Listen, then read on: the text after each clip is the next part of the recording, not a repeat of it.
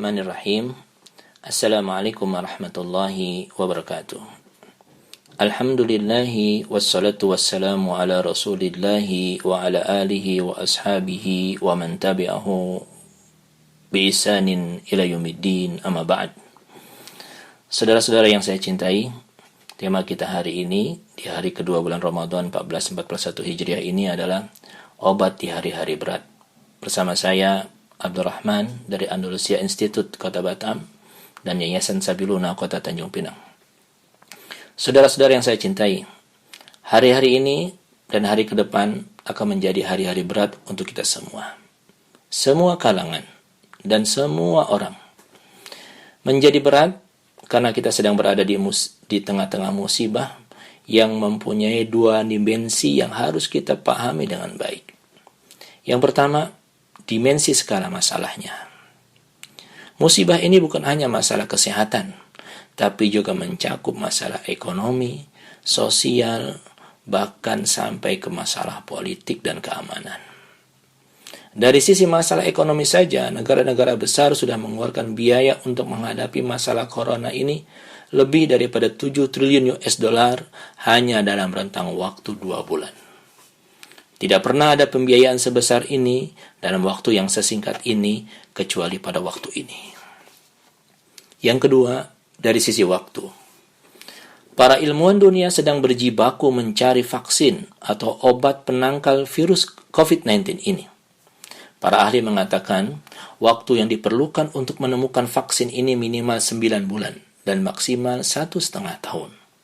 Artinya, secara saintifik, secara ilmu pengetahuan, kita harus bersiap-siap menghadapi masalah ini dalam rentang waktu tersebut. Bilangan waktu yang tidak sebentar dalam kondisi skala masalah yang cukup besar. Saudara-saudara yang saya cintai, dalam Al-Quran, ketika Allah Subhanahu wa Ta'ala menyampaikan kepada kita kata berat, yang dalam bahasa Arab itu adalah thaqil. Kalimat ini ada di dua tempat. Yang pertama, Allah Subhanahu wa Ta'ala firmankan di dalam surah Al-Insan ayat yang ke-27 yang berbunyi yauman saqila, hari yang berat, yang artinya hari kiamat. A'udzubillahi minasyaitonirrajim.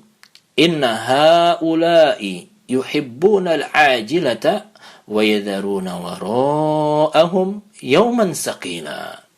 Sesungguhnya mereka orang-orang kafir itu mencintai kehidupan dunia dan meninggalkan hari yang berat, yaitu hari kiamat di belakangnya. Yang kedua, Allah firmankan dalam surah Al-Muzammil ayat yang ke-5 yang berbunyi qaulan saqila, yang artinya Al-Quran. A'udzubillahi minasyaitonirrajim. Inna sanulqi 'alaika qaulan saqila. Sesungguhnya kami akan menurunkan perkataan yang berat kepadamu wahai Muhammad, yaitu Al-Quran. Kedua ayat ini memberikan isyarat kepada kita. Barang siapa yang ingin selamat dari hari yang berat, yaitu hari kiamat, maka hendaknya harus bergaul dengan perkataan yang berat, yaitu Al-Quran. Harus menjadikan pedoman hidupnya dari perkataan yang berat, yaitu Al-Quran. Harus menjadikan pegangan satu-satunya dalam hidup dia adalah perkataan yang berat, yaitu Al-Quran. Ilham ini menjadi informasi penting bagi kita.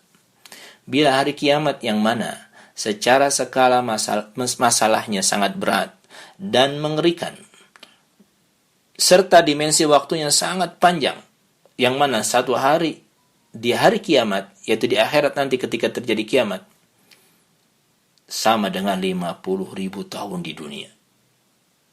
Hal itu Allah sebutkan di dalam surah Al-Ma'arij ayat yang keempat.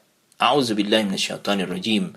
Ta'rujul malaikatu warruhu ilaihi fi yawmin kana miqdaruhu 50,000 sanah. Para malaikat dan Jibril naik menghadap ke Tuhan dalam sehari setara dengan 50.000 tahun. Para ahli tafsir mengatakan yang dimaksud dengan satu hari di sini adalah satu hari kiamat. Saudara-saudara yang saya cintai, maka di hari-hari berat ini kita harus jadikan membaca Al-Quran, merenunginya dan mengamalkannya sebagai kegiatan utama kita. Karena Al-Quran akan memberikan kita ilham. keberkahan, kekuatan, kelapangan, serta ketenangan pikiran dan jiwa, kekuatan raga, serta rasa optimisme dalam menghadapi permasalahan. Inilah modal utama yang harus kita miliki dalam menapaki hari-hari berat ini.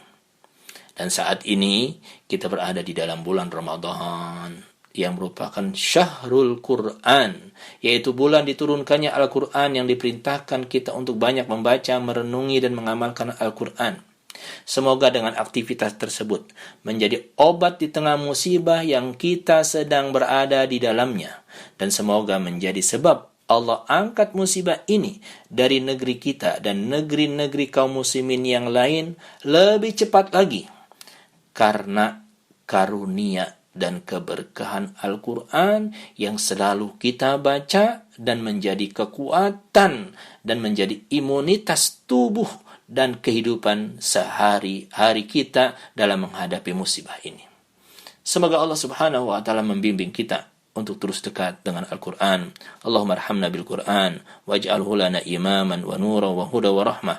Allahumma dzakkirna minhu ma nusina wa 'allimna minhu ma jahilna warzuqna tilawatahu ana al-laili wa ana an-nahar waj'alhu lana hujjatan ya rabbal alamin. Sallallahu sayyidina Muhammad wa ala alihi wa sahbihi ajma'in. Assalamualaikum warahmatullahi wabarakatuh.